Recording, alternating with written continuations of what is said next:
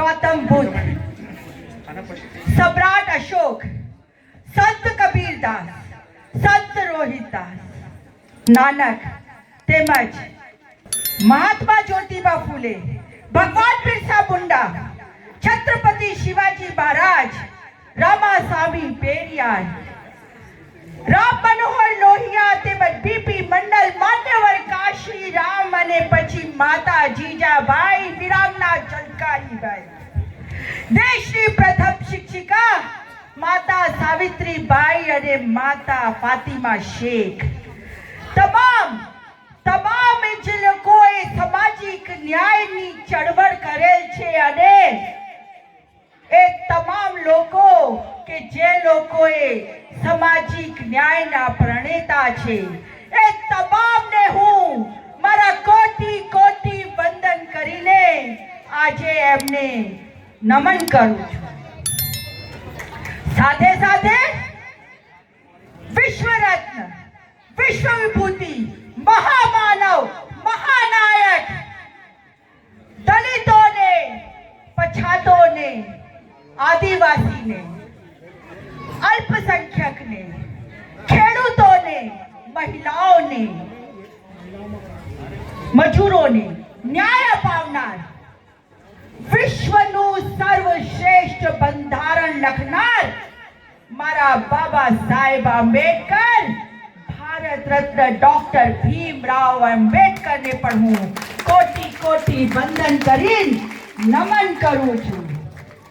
એ સાથે આજે ભીમોત્સવ જે કાર્યક્રમ છે એ કાર્યક્રમના આયોજકો, તમામ આયોજકોની સાથે નામ નથી લઈ શકતી, પરંતુ સતીશભાઈનું નામ લઈ સાથે કાંતિભાઈ રાદડિયા કે જેમણે મારી ઓળખાણ સતીશભાઈ સાથે કરાવી એમનું નામ લઈ અહીંયા ઉપસ્થિત અને મંચસ્થ મહાનુભાવનું નામ લઈ કહું છું કે રત્નાબેન બોરાના, જય ભીમ, જય મૂળ નિવાસી, જય સંવિધાન, જય જોહાર અને નીરા સલામ.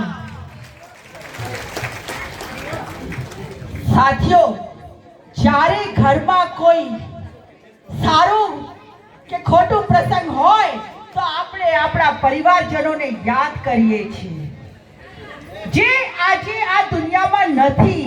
તો આજે આ ભીમોત્સવના દ્વારા આપણે આ કાર્યક્રમમાં બાબા સાહેબ આંબેડકરે જે કાર્ય કર્યા છે, જે સમાજ માટે કામ કર્યું છે, જે સમાજને આગળ વધારવાનું કામ કર્યું છે, તો હું બાબા સાહેબ આંબેડકરને યાદ કરતા આજે કહેવા માંગુ છું કે બાબા સાહેબ આંબેડકરનું જીવન ખૂબ જ તપ અને તપસ્યાથી ભરેલું હતું. એમણે બચપનથી લઈને છેલ્લી શ્વાસ સુધી સંઘર્ષ કર્યા છે.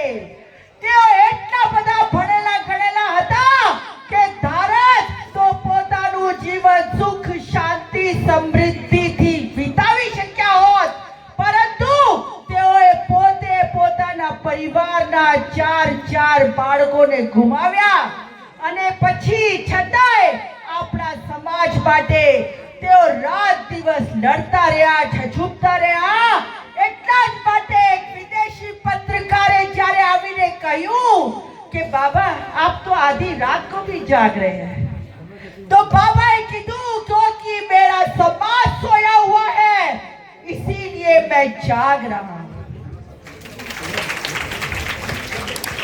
साथियों, આજે બાબા સાહેબના જે પરિનિર્વાણ દિવસ આપણે અહીંયા ઉજવી રહ્યા છે એના સાથે હું આજે ઇતિહાસના અમુક पन्ने पलटना चाहती हूँ.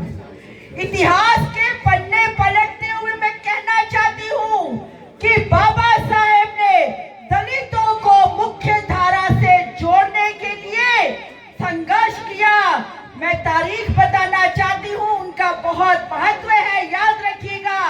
20 मार्च 1927 को पानी पीने के लिए महान सत्याग्रह किया और उसके बाद 25 दिसंबर 1927 को उन्होंने भेदभाव पे आधारित, छुआछूत पे आधारित, ऊंच नीच पे आधारित मनुस्मृति को जलाने का काम किया।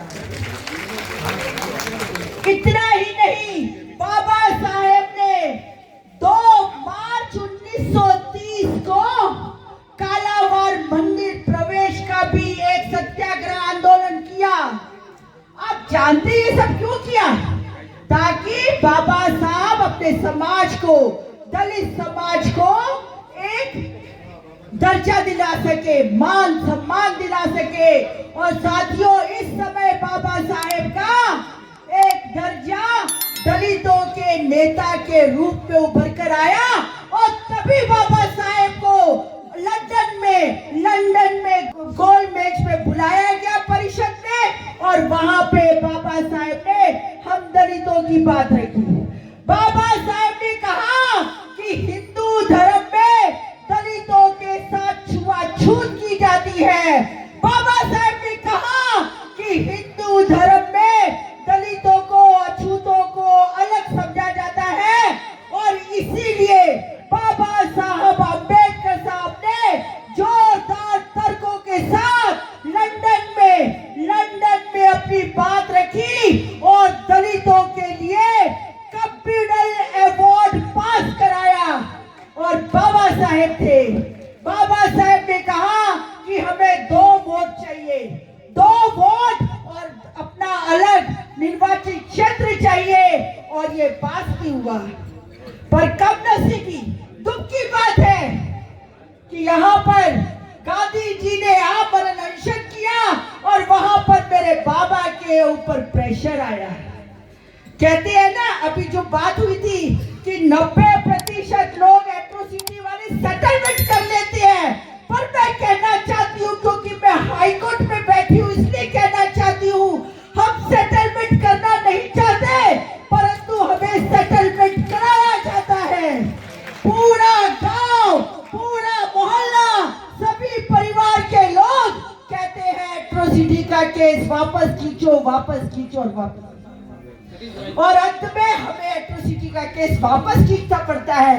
इसी तरह बाबा साहब अम्बेडकर के ऊपर भी प्रेशर आया, और प्रेशर आया, उनको धमकियां मिली, उनके साथ अपमानित बातें की गई। और यहाँ तक कहा कि यदि गांधी जी को कुछ होता है तो बाबा साहेब के साथ साथ पूरे दलित समाज का नरसंहार कर देंगे, जेनोसाइड कर देंगे, और दलित समाज को बख्शा नहीं जाएगा। क्योंकि बाबा साहब को अनुभव था, बाबा साहब को अनुभव था मनुवादियों का।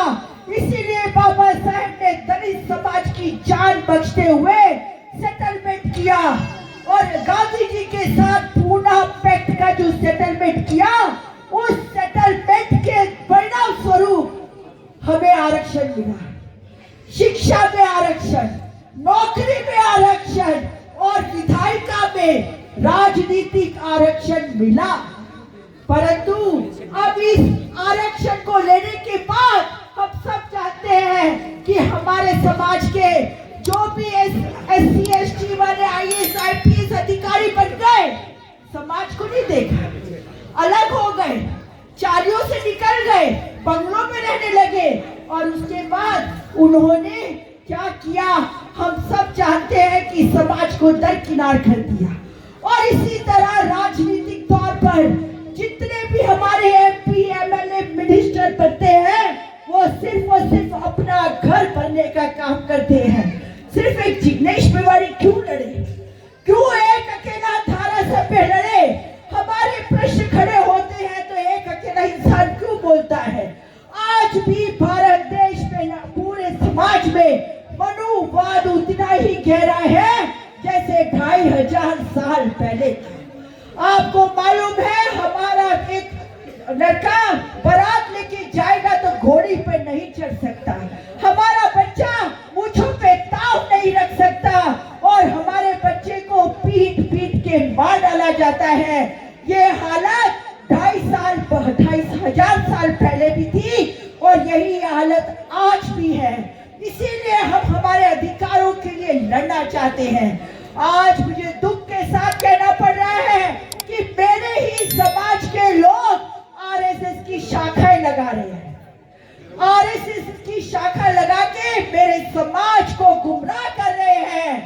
हरी घास पे मैं हमेशा कहती हूँ, हरी घास पे चलने वाला हरा सांप दिखाई नहीं देता पर वो डस जाता है। और ये आरएसएस वाले लोग जो हमारे समाज में घूम रहे हैं वो हरी घास पे घूमने वाले हरे सांप हैं। कब डस जाएंगे पता नहीं चलेगा। जब आरक्षण की 400 पार की सीटें दे दो, संविधान बदल देंगे तो ये जितने भी लोग हैं मनुवादियों के साथ बैठे हैं, जो हिंदू राष्ट्र की बात करते हैं, उन लोगों ने कभी विरोध नहीं किया। हमारे वोटों का सौदा करते हैं और इसके बाद वो हमारी किस्मत बेच डालते हैं अपनी मर्जी से। उनका घर परिवार समृद्ध हो जाता है, परंतु 75 साल होने के बावजूद भी हमारी दिशा में कोई सुधार नहीं हुआ। मैं अपनी बात यहाँ खत्म करते हुए कहना चाहती हूँ कि पहचानो पहचानो पहचानो, अपने समाज के असली दुश्मनों को पहचानो और उन्हें दरकिनार करो, उनको बाहर का रास्ता दिखाओ। तभी आपका स्वाभिमान बचेगा, तभी आपका संविधान बचेगा। जय भीम, जय भारत।